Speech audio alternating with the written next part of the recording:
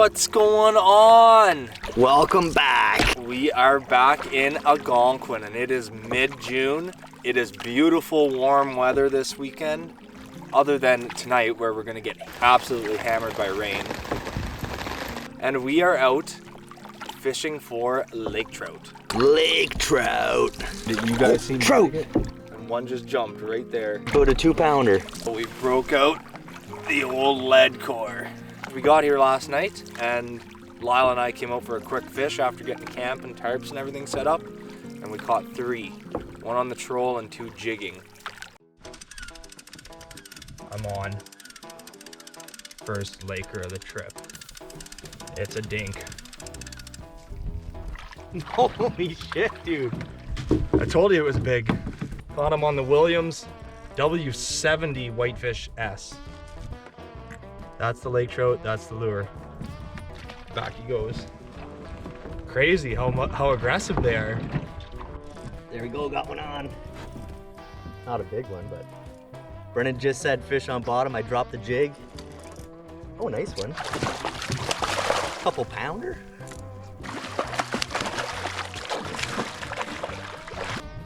Beauty Laker. Dropped it on his head.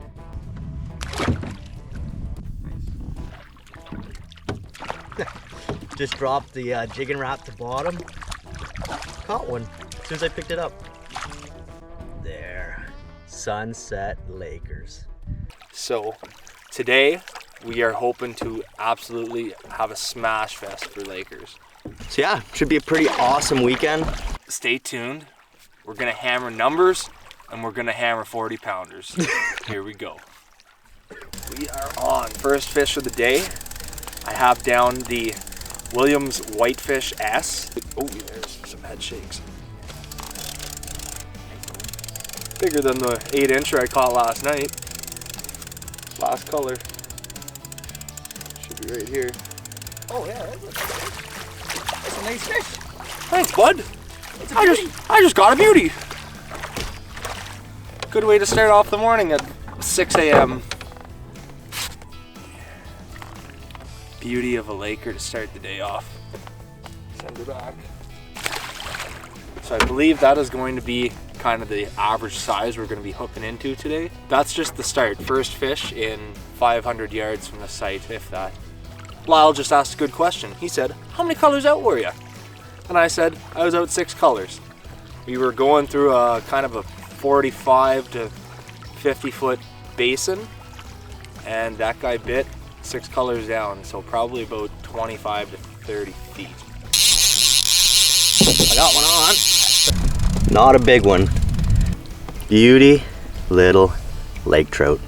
Maybe a 16 to 17 incher. Get him right back down to the bottom. So my setup, because I haven't really talked about it yet, I have 3 ounces of line on, this is just my downrigger rod, so I actually have 40-pound mono. I have 3 ounces. And then I put on 12-pound test for probably 6 feet. Then I had a Williams Whitefish, the big version in the gold hammered. And with 3 ounces, I had 100 feet of line out, which should get me around 30 feet down. So that's what I was doing. So we're into that time of year where having some sort of sonar is very critical to helping you catch fish. Now yes, you could come out here and you could troll around with a deep diving lure or weights or lead core and you could guess, but there's going to be a lot of situations where, like we just went by, there's a finger coming way out in the lake and it comes up to like 20 feet out of 40. And if you didn't have a depth sonar, you'd have no idea that's even there. You'd end up hooking up half the time and just not being able to work the contours right. So that's part of the reason why having these deepers is going to be so much of a game changer for us this season.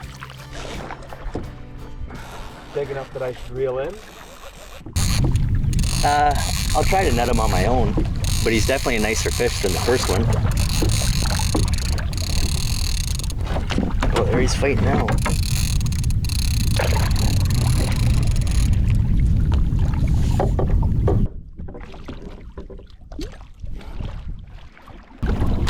another one on the whitefish, eh? That's another one on the whitefish, yeah. There she is. Beauty, probably a 3.5 pounder. Beauty. Straight to the bottom he went.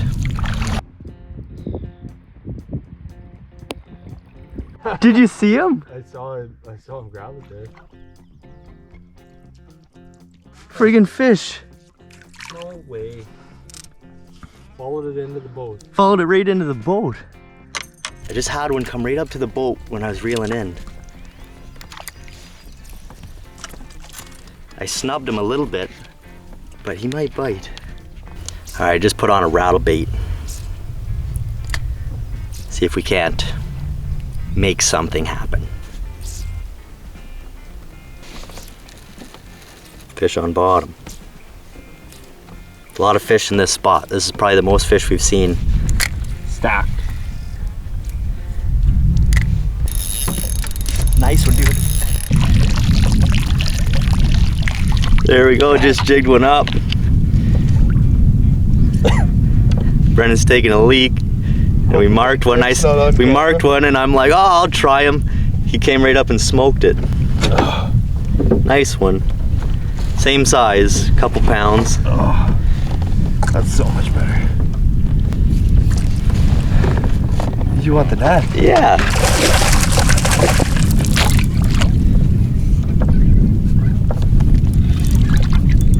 Look at him squirrely. Really bad.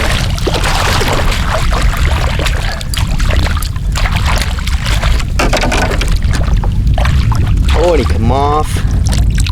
Perfect. All right, we'll let him go. We were trolling around for about an hour and hadn't had really any marks or no action of anything significant. We trolled up and this section here came up to 10 feet, big shoal out in the middle of the lake. And we're like, well, we're jigged it for a little bit. Well, we'll come off on the deep side where the deep hole is over here. So we went off on this side and marked one, and I thought, oh, I'll just try him, drop the jig on his head, and did that earlier and no fish seemed to be interested, but that one came up and smoked it. So. Did you see it on the fish finder? Seen it on the fish finder, yeah.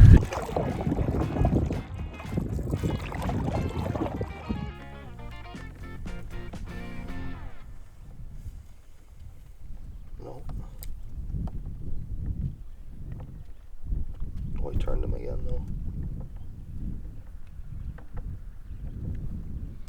I got one dogging me hard right now. I can finally see my lure on the fish finder. It's been tough with the wind trying to get the right angle. There's quite a few fish here though right now. All over me. All right, so we're gonna go back on the troll.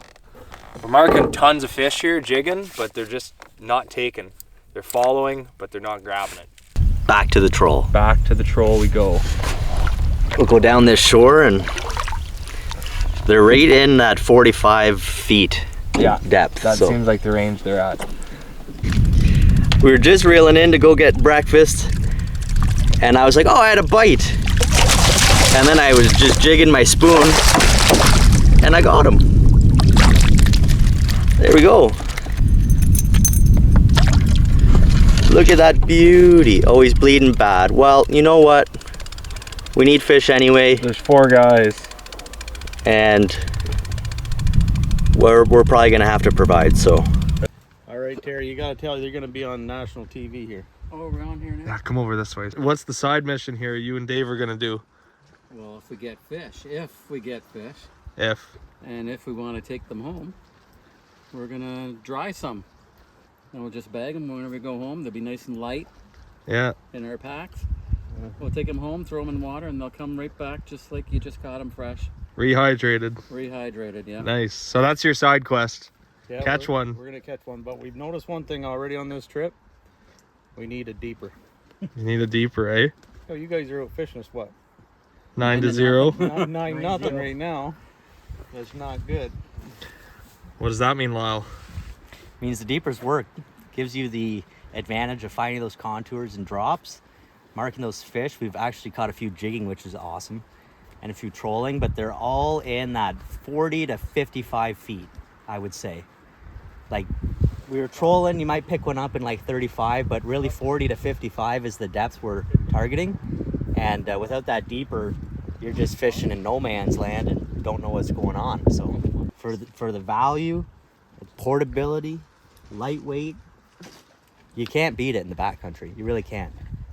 Instead of lugging in a big old Helix or Garmin or whatever, a little portable deeper, it's cat's ass. So what are we gonna do now? What's the game plan? Well, we are getting some rain this afternoon, so we are all tarped up. As you can see, we're all ready for the rain.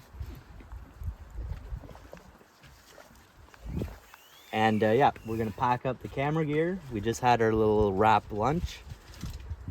Pack everything up that we don't want to get wet, and then probably take a little nap if the rain starts. If it blows over, great, we'll go back out. But until then, wait it out. Wait it out for the trout. All right, the rain has passed. We are headed back out for an evening fish. Still very cloudy, but it hammered down for a little while. So anyways, I was just telling Lyle I am going to be combining the best of both worlds. He was getting them on the whitefish, the original, so I threw that on with the fire tiger color that we've been catching them on other lures. So hopefully that's the ticket to help me catch up here. Hooked up. We were just gonna turn and make a nice little loop down here, and my lure was speeding up because I was on the outside of that turn, actually. Not a big one. I think it's another kind of like what we were getting earlier. I see him. Big one. Dang! Came off the net. Right there. Williams whitefish, the C70 in the Fire Tiger pattern. I got the ticket. He got a big scar on his side. There we go. Beautiful, beautiful, like 16, 17 inch.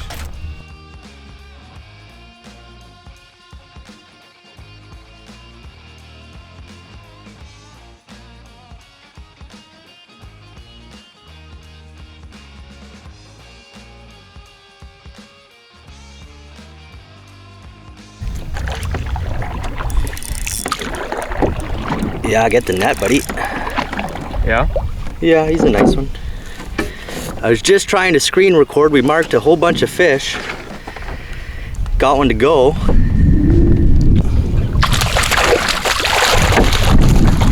There. Another beauty on the jigging wrap.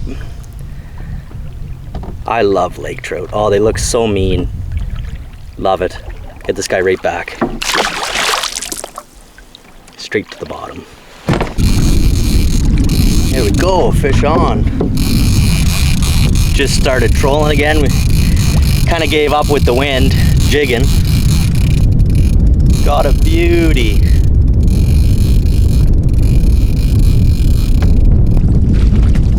What a beauty. Oh. I lost my deeper.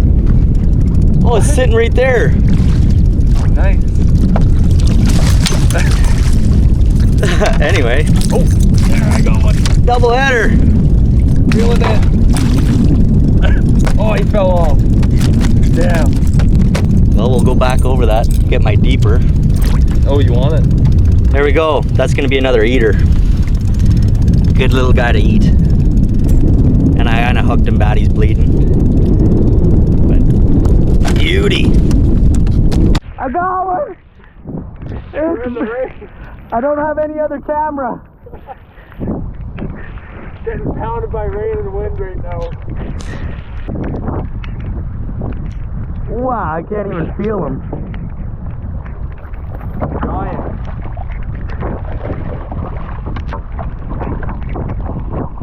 Getting absolutely pounded by weather. But they're biting.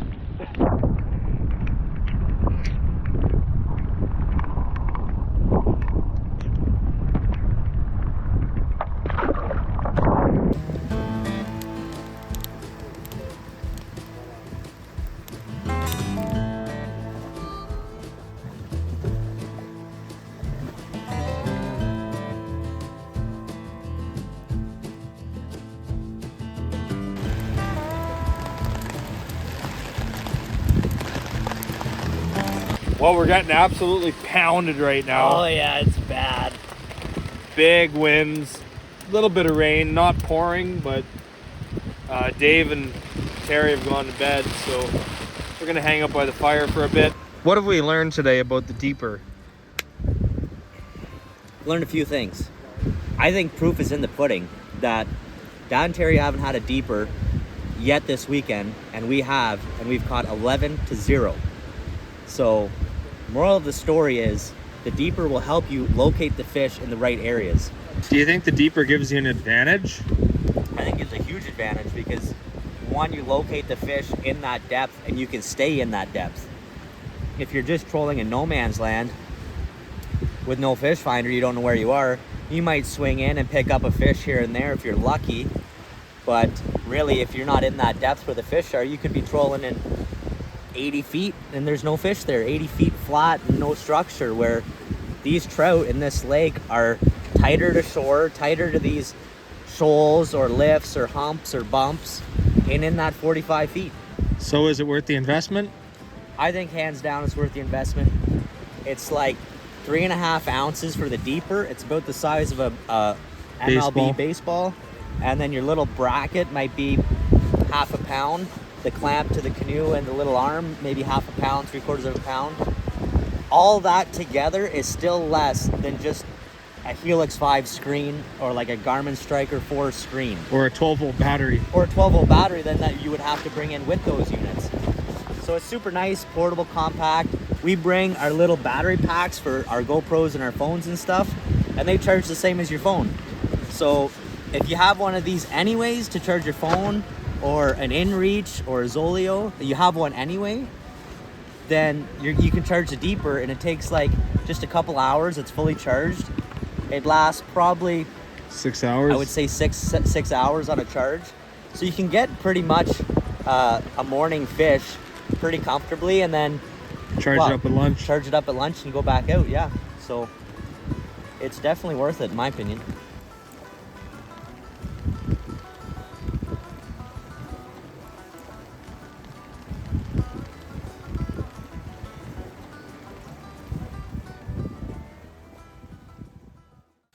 All right, well, that's it for this adventure. We are heading out. Did good on the Lake Trout. It was a fun trip.